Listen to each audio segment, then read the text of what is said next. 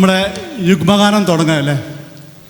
എല്ലാവർക്കും അറിയാമല്ലോ, 1938 ആദ്യമായിട്ട് നമ്മളെ ശബ്ദ ചലച്ചിത്രം, മലയാളത്തിലെ ശബ്ദ ചലച്ചിത്രം ബാലൻ ഇറങ്ങിയത്. ബാലൻ ഇറങ്ങിയ ശേഷം അതിലൊക്കെ കുറേ പാട്ടുകളൊക്കെ ഉണ്ട്. അതിനുശേഷം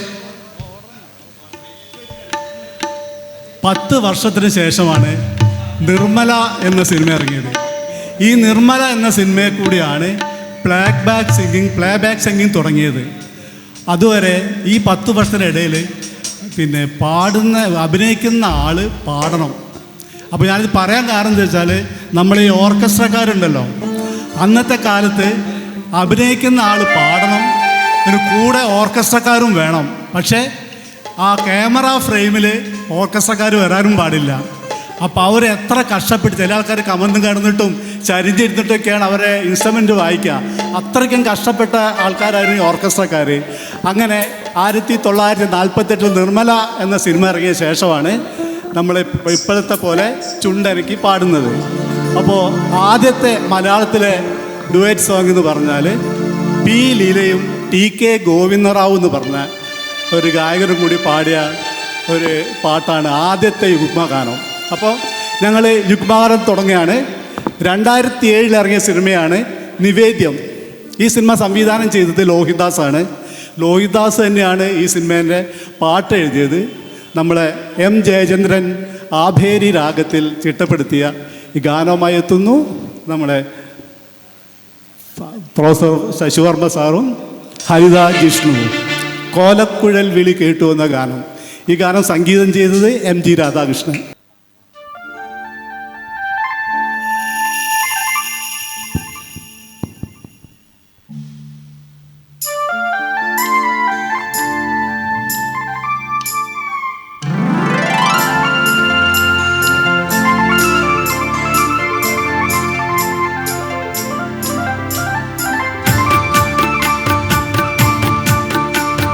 കോലക്കുഴൽ വിളി കേട്ടു രാധേ എൻ രാധേ,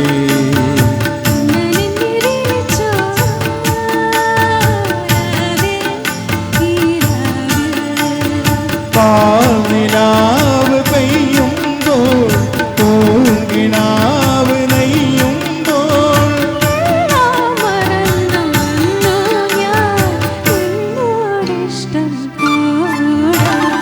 കോലക്കുഴൽ വിളി കേട്ടു രാധേ എൻ രാധേ.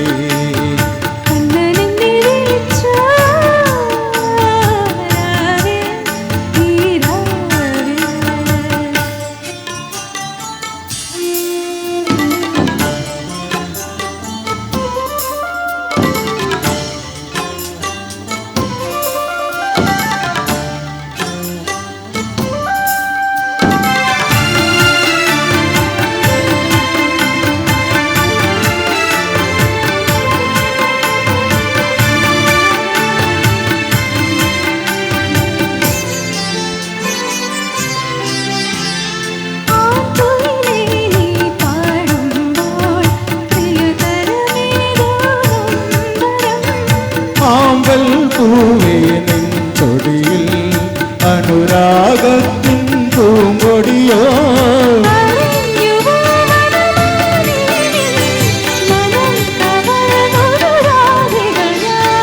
കോലായിരം മയിൽ പീലികളായി വിരിഞ്ഞുപോയൻ കാമനകൾ.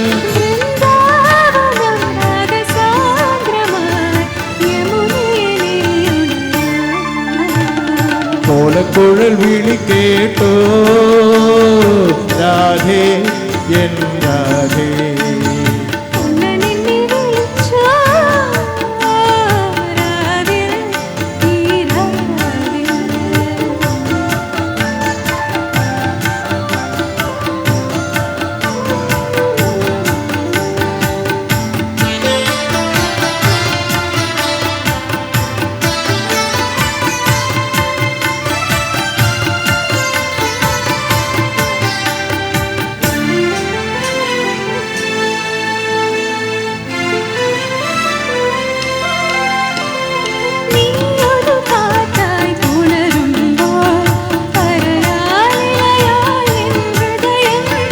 കൺമുനയാലേ എൻ കരളിൽ കവിത കുറുകുകയാണോ നീ?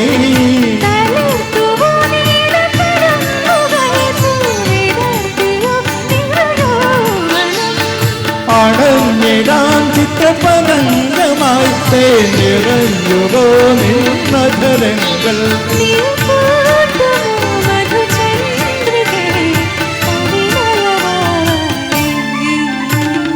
കോലക്കുഴൽ വിളി കേട്ടോ രാധേ എൻ രാധേ.